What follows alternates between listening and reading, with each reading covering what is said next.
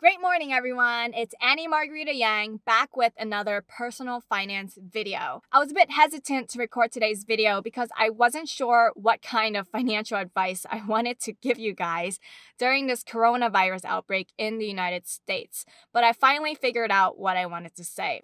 40% of Americans, so approximately 40% of you guys watching this video or following my channel in general, do not have more than $400 in your emergency fund. And it's a bit too late to save for your emergency fund right now because a lot of you guys have gotten laid off. I hate to beat a dead horse, but you guys should have been saving for this emergency fund starting a long time ago when times were good. But I'm not here to judge and I'm not here to give that kind of nonsensical advice today. Most of you are probably feeling extremely nervous, anxious, paranoid, and you're probably panicking like crazy. But you need to hear this. I want you to stay clear-minded and level-headed.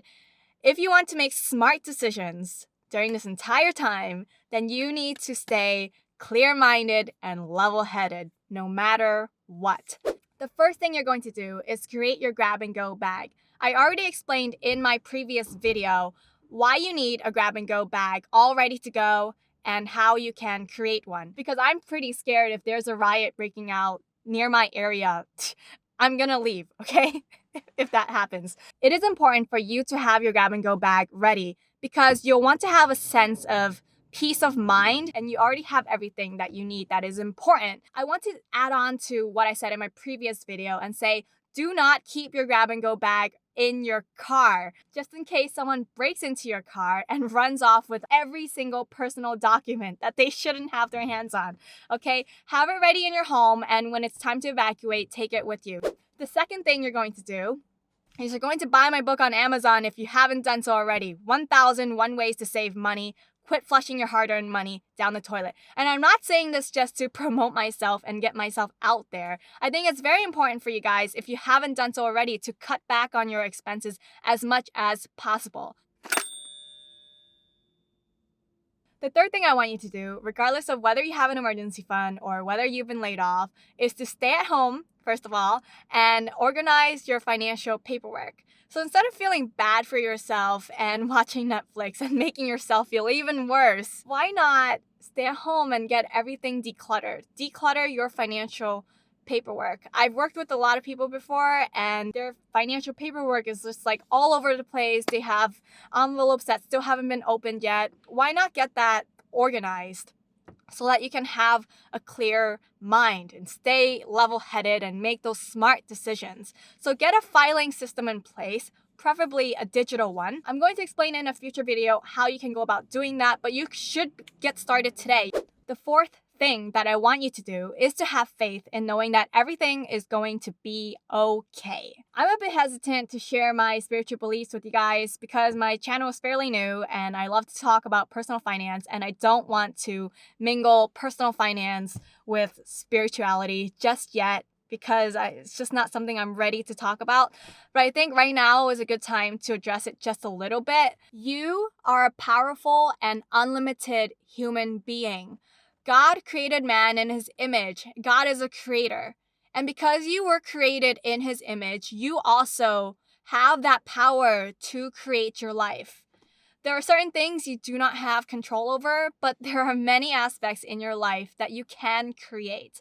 And I want you to remember that. One of the best pieces of advice that someone gave me back when I was dirt poor and had nothing to my name was that it doesn't matter where you start. It doesn't matter where you are right now. What matters most is where you end up. What I've realized is the things that you focus on create where you end up in your life. So if you're focusing all of your time and energy right now on the fear that this coronavirus is evoking in you, then you are just going to create more fear and even worse situations in your life. So if you're at home right now doing nothing, watching Netflix, why not take the time to sit down and plan, set goals of where you want to be, what it is that you want to create in your life. Right now, if you are laid off right now, don't think of it as something bad. Think of it as opening a new door in your life, right? So sit down and think okay, well, now that this chapter of my life is over, what do I want to create in the next chapter of my life? The fifth and final thing I want you to do while you're staying at home is to create an inventory of your skills and your talents. So most people never actually sit down and do this. They just create a resume and hope for the best. But really, if you want to get ahead, you're going to have to get a clear idea of who you are and how you can provide value to society. Take out a blank sheet of paper and write on this paper a list of all of your skills, hard skills and soft skills, because soft skills are just as important as your hard skills. What is it that you know how to do? Who are you? And what kind of value can you provide to society? Because if you really think about it, it is people who are paying you money, and you have to provide some sort of value to people if you want to get that in exchange for money. So what kind of value are you providing? You want to get a very clear idea of what it is. And think of the skills that you don't have. Think of the skills that you are missing. So while you are at home and you really can't do anything, you're going to want to think about those skills that are missing and go on a site like udemy.com, which I use all the time. Look up those skills, buy a course for $10 or $12 while it's on sale, and take the course. Take notes, learn, get an education. You don't necessarily have to go to college to get an education. You can get an education every day by reading books and taking online courses for a very cheap price. This is all I can share with you guys today. I only have like 5 minutes left before I have to be in the office at work right now. I just wish you guys good luck. I wish you good fortune, and I'm praying for you guys. I hope you stay clear-minded and stay level-headed so that you can make smart financial decisions during this entire time.